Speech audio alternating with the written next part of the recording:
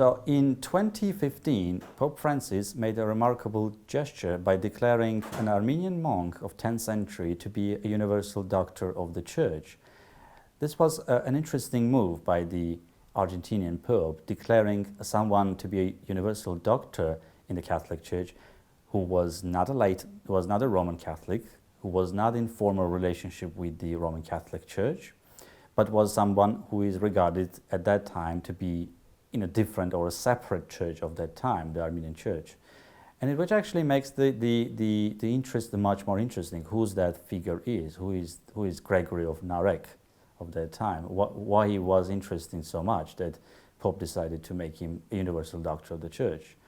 And it's interesting, he was not declared a saint, then he was made a doctor. It was actually the way around. It was first made a doctor of the Church, then a special date for him on February 27 was established later on to be an optional feast for Roman Catholics to observe that feast as a saintly figure. So what's the importance of Gregory of NAREK and what is his contribution that he makes it? Now, Pope Francis' declaration actually sparked an interest for a wider readership for Gregory. Before that, Gregory was very well known, obviously, in Armenia and to Armenian Christians. But also, he was also well known to other Christians, but mostly those who are in the professional fields, like theologians or those who are engaged in Armenian studies, or more professional level, not on a general level. If you ask somebody who is Gregory of NAREK at that time, some a general, regular Christian of that time in Britain, in Europe, or in America, you would probably say, well, doesn't ring a bell, really. But the Pope's gesture actually in 2015 actually made it significant a move. The date is also significant because the declaration of Gregory happened in April 12, when he made Gregory officially into the official process began of declaring him as the universal doctor of the Church. But also 2015 is remarkable for the Armenian history because it was the 100 years of the Armenian genocide, was marking the 100 years of the Armenian genocide. And Pope actually celebrated a special liturgy in St. Peter's Basilica on April 24th, which is normally a day that marks the Armenian genocide. So he put actually two these things together. So Gregory as a 10th century figure, Armenian figure, compared to the tragic history of Armenian people of that time. He also quoted Gregory very much when he visited Armenia in June 2016. Pope quoted very much of Gregory in many of his sermons and addresses of that time. So in this video, I'm going to present the Gregory in a couple of several stages. One is going to look at some of his biographical data. The second, we're going to focus on much more conceptual themes, which is focused on his writings and his discussion of the topics that he covered at the time. And finally, we're going to look at his ecumenical significance for today. So let's start with the biographical data. Who is Gregory of NAREK? Gregory of NAREK was born in 10th century in 945 or 951, depending when you put the data. Different scholars debating which data is correct. But roughly, he was born in the 10th century. In 10th century Armenia. Interestingly, it's also important to locate Gregory in his geographical area and its most political and cultural situation of the time. At that time, Armenia is an independent kingdom, or rather kingdoms. We have, after the Arab invasion of Armenia in the 6th, 8th century, Armenian nobles are able to establish an independent kingdom of what is normally called the Ani or Vaspurakan. Different kingdoms emerged at that time. Gregory was living among one of these independent Armenian kingdoms, which is the Vaspurakan region, which has its own has nobility.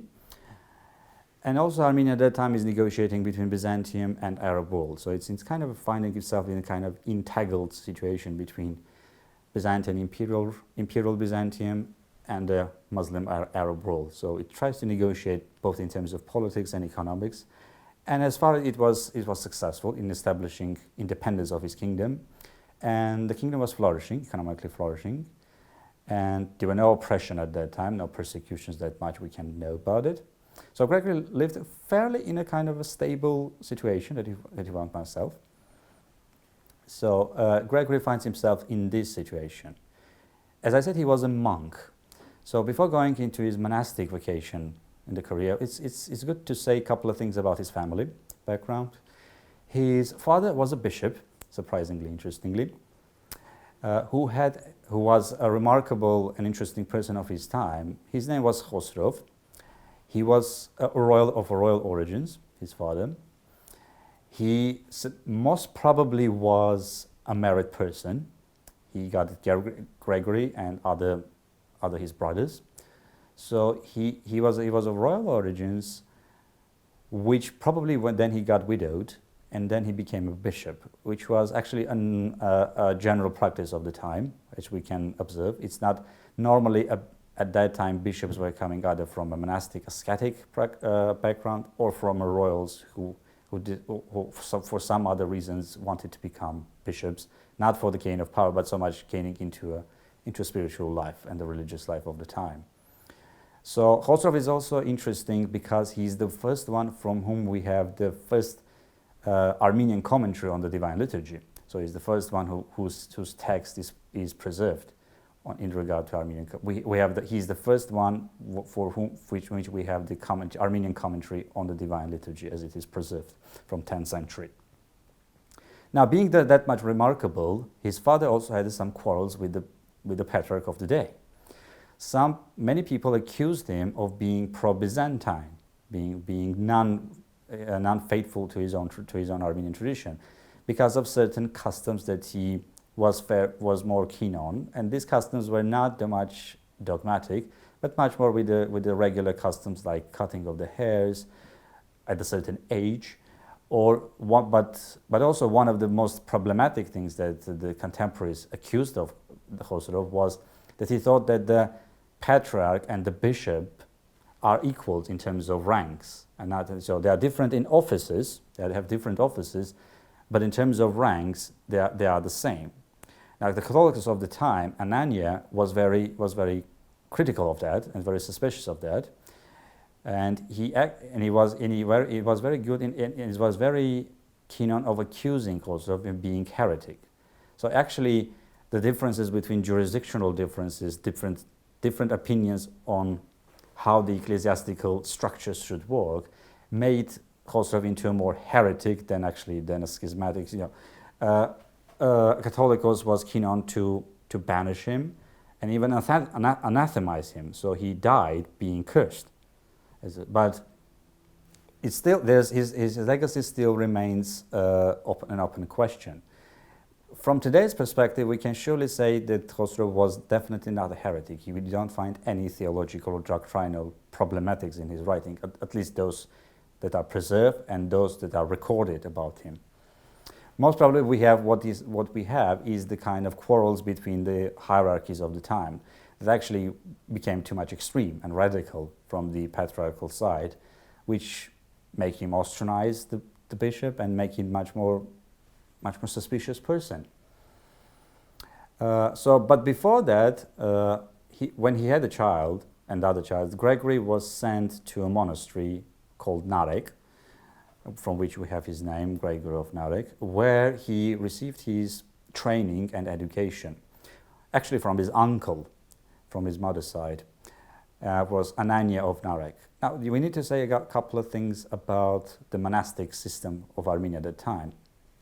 Unlike the Eastern Orthodox conception of the monasticism, which imagines a kind of Egyptian monasticism as a kind of Antony Great model, the Armenian monasticism at that time seems to be fairly independent.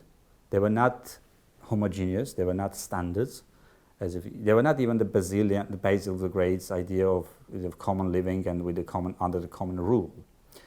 I think it seems fair to say the Armenian monasticism at that time resembled more the Benedictine communities, although even in the Benedictine tradition you have the rule of Benedict. But in the case of the Armenia, each monk, each vartapet, to use the Armenian term, each teacher were using his own rule, and they were establishing each own monastery. So each monastery was kind of an autonomous, independent, intellectual and spiritual. They were promoting each separate and distinctive spirituality and ethos. In case of Gregory and his teacher Anania, his uncle teacher Anania, they were using much more of Agris of Pontus, notions of ascetic, of how you're going to be trained in the ascetic life. And recently, Jesse Arlen wrote an interesting doctoral dissertation on Anania and overall idea of how the monasticism that was developed. So it was an interesting notion that actually was promoted by Arlen in the recent years, and hopefully it will be published and we can gain much more information on that, how the monastic life was developing in Armenia at that time within this cultural and political situation. One of the things that we can surely say that the monasteries of that time were much more supported by the royalties at the time. So we get the royal patronage of the monastic centers. In case of Gregory and Anania, it would be the Artsrunians Antanik, those who are coming from one of the royal lineages of Armenia at that time. So they were supporting. It was supported by royalties, by nobilities of the time. It was flourishing, and it was gaining a much more influence of the time. So Gregory was trained in this monastic setting of enjoying the royal patronage from the nobility, under the tutelage of his uncle Anania, under the guidance of Evagrius of Pontus, under the spiritual and theological legacy of Evagrius of Pontus.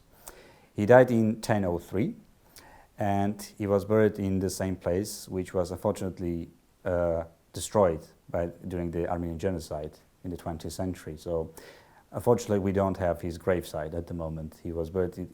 The place that he was born and lived, is near the Lake One, which is in modern Turkey. But unfortunately, all the remains were destroyed, and unfortunately, we have just the ruins of what remained of him.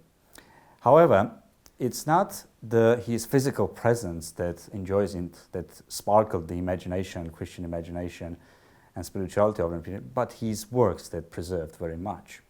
The first biography of him we will have 2 centuries later by another Armenian bishop, Narses of Lambron. He will be at that time in the Cilician kingdom, which is again in modern day Turkey, which he will write a special biography of him as a saint, and he will write a commentary about him. So that's in a nutshell what the Gregory's biography is all about. But what is interesting more is in theological writers, as a theological writer, which I would like to explore in a moment. I would say to discuss Gregory's legacy, intellectual, spiritual legacy, I think 3 foci will be a good discussion point. I would like to discuss Gregory in these 3 stages or 3 foci as we go on to exploring his legacy. One would be orthodoxy and heterodoxy. The second, I would like to discuss his ideas of sacraments and the sacramentality and prayer. And finally, what we want to focus on the Gregory, it would be the spirituality of senses, to use a modern term. So let us start with the first focus of the Gregory, which is orthodoxy and heterodoxy. I deliberately choose this binary, orthodoxy and heterodoxy, and not orthodoxy and heresy, because for us, heresy in English speaking, it might sound something negative, something expressing a protest against something, or somebody who is rebellious against official side. But as heterodoxy seems to be much more subtle term. But what's the title is all about? One of the ways to assess Gregory's significance is to look historically in what movements he was caught up. Now, it will be interestingly to compare, to bring the analogy from St. Augustine. We normally assess Augustine sometimes with the Pelagians. We compare and contrast him with the Pelagians or Donatists. I think it will be fair to the same things with Gregory. In his time, we had a movement in Armenia, which was called the Tondrakian movement. I will come to a moment what that movement was all about. But in order to understand his works, it's interesting to compare and contrast with this movement, which was heretical at that time, and to see how he responds to that movement and how how people perceived him in relation to this movement. So what was the Tondrakian movement all about? People still debate, scholars still debate what this movement was exactly all about. In the Soviet scholarship, we would normally put this as a kind of a agricultural or a social protest against the officials or the bourgeoisie or the feudalic movements of the time. It's a protest against the official churches and the nobilities. That's normally how the Soviet scholarship was putting it. Recent studies, especially by Abraham Terian, has actually suggested another more compelling vision. He suggested actually that the Tondrakian movement is more about the sacramental and ascetic movement rather than simply social or political movement. In the previous scholarship, the word Tondrakian, they normally defined as it's the place, as a place. The Tondrak is the village from which everything started. That's how the normally would scholarship go on.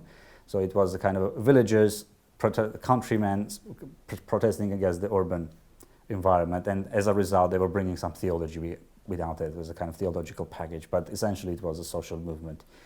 Whereas the Terian's notion is actually much more compelling, because he puts that the Tondrakian, he says it's a corrupted version of the Greek term, which is theandrikoi.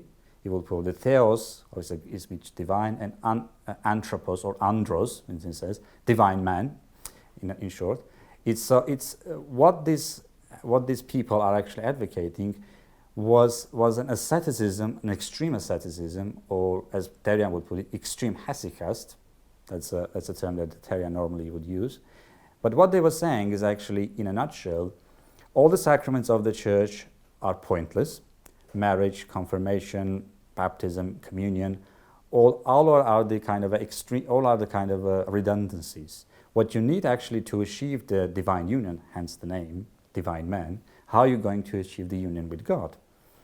So the union with God is achieved not through official church channels, like baptism, Eucharist, anointing of the sick, and so on, what we traditionally normally call seven sacraments, although it's inappropriate to use that term at this period. But what they were saying is what the essential way to connect with the divine is actually through a ceaseless prayer, ceaseless and ascetic prayer. Only by that way you are going to achieve the union with God. So extreme asceticism, not in terms of body denial, but in terms of focusing on the extreme ways of praying, that is going to achieve your salvation, not the official church, not the official institution. Hence the term that the Abraham Terian coins, divine men who are actually become divinized, deified through the ceaseless of prayer that they're acquiring through their ascetic prayers. This is something that it's not something new. It was not something new in Armenia, or in the Christian history. We do have some such notions already from when the monasticism began. Sometimes this movement was called, in the scholarship, was called the Messalanism. It comes from the Syriac Aramaic version of, which means praying, those who pray. So which were actually denying the sacraments of the church in favor of going into a desert and spending too much in prayer and asceticism. Now, Gregory, being Gregory of the time, he was famous for being a holy man already from his time, already during his lifetime. And he was actually accused, he and his uncle was accused of being Tondrakian at the time. And he had actually to write a letter explaining himself, saying, I have nothing to do with it at all. But what was the reason of accusing Gregory in this movement? The reason probably was that he also was famous of spending time in prayer, composing his own prayers, imaginative, creative prayers, that actually make some people to wonder whether there's some resemblance on that. A close examination of his work would show is actually what he's trying to do. He was trying to combine the traditional understanding of Christianity, the sacraments, with the much more this extreme version of it. And he actually denounced Tondrakian whatsoever. He wrote a separate letter to one of the monastics of the time, to the abbots of the time, saying, and criticizing and condemning the movement whatsoever, the same thing has done by his uncle Ananiam. So in terms of orthodoxy and heterodoxy, we also need to see this this kind of a dynamics at the time, how Gregory is caught up with this, between orthodoxy and heterodoxy, and how it was put. Now, many of the people of the time regarded him as a saint. You know, what was he? What we have is accusations from his fellow clergy rather than from the or from the laity of the time. But it's interesting to put him in this category, because while he was living in a flourishing Armenia in terms of economics, his family life and his career was not that much calm and peaceful, because he was always had to be interact with different accusations and a different. He was always under the radar, if you put it, to use a modern term phrase. He was always under the pressure, but being accused of heretic. But on the one hand, he was also seeking something new, to create something new within his own tradition. So this is the first part of the Gregory. He's caught up between orthodoxy and heterodoxy, and his orthodoxy is expressed very unusual terms. But it's actually, it's not a heresy at all. It's an orthodoxy expressed in a more creative manner. Again, to quote Rowan Williams, he once says, "The orthodoxy is not about neat statements or formulations. It's always a struggle to find the right words to express it." And you can actually use that very much in Gregory's term. He's actually using much more term to use it. Now, before moving to the second theme of our second focus of our discussion, which is sacraments and in relation to Tondragyan movement, it's good to outline a couple of the main works of Gregory that he's famous of. The most famous work that you will come up when you open up any entries on Gregory, it would be the Book of Lamentations. That's the so-called name, the Book of Lamentations.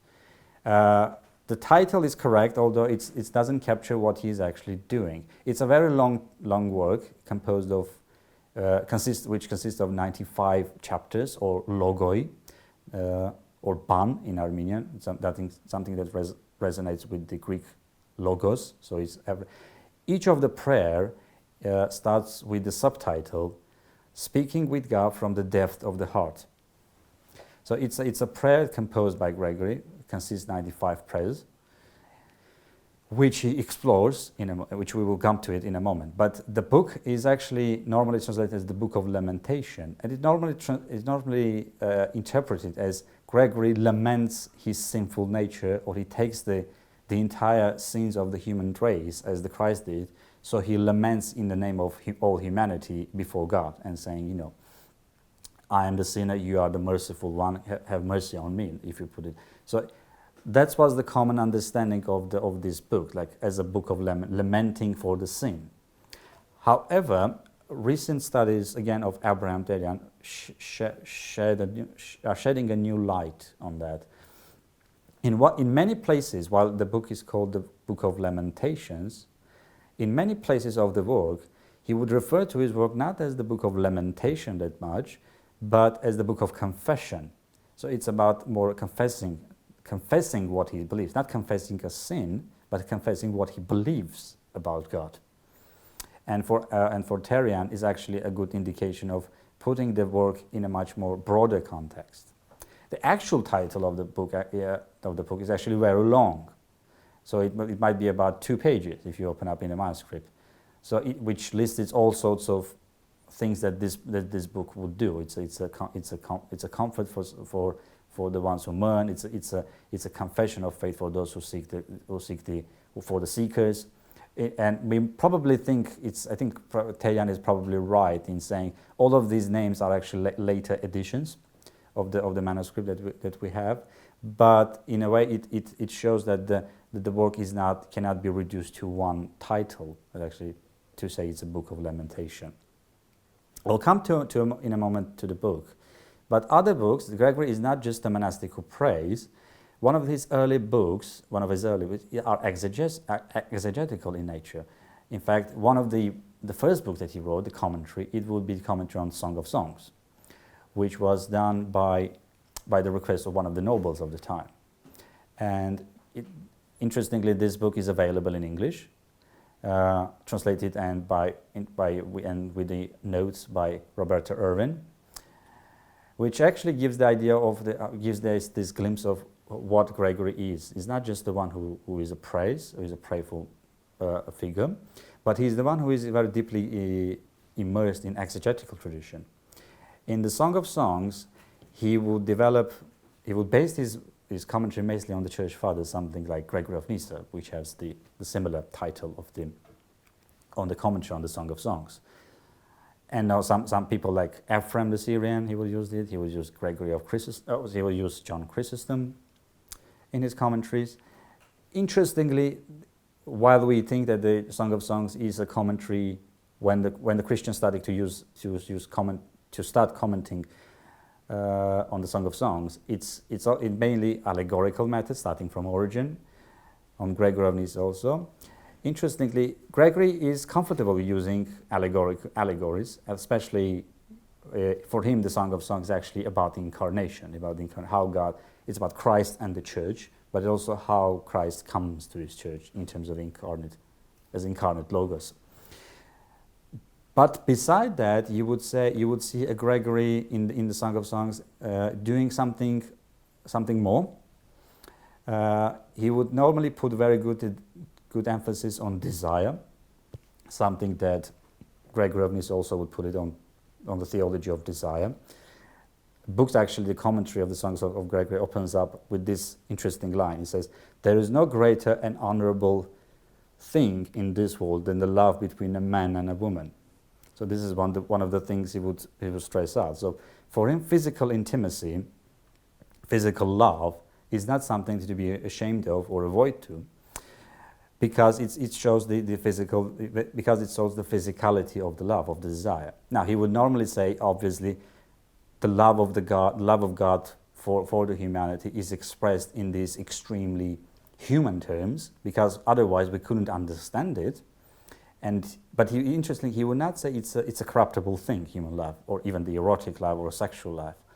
He would say it's a much more noble one. It says it's the noblest thing in the world, a love between a man and a woman.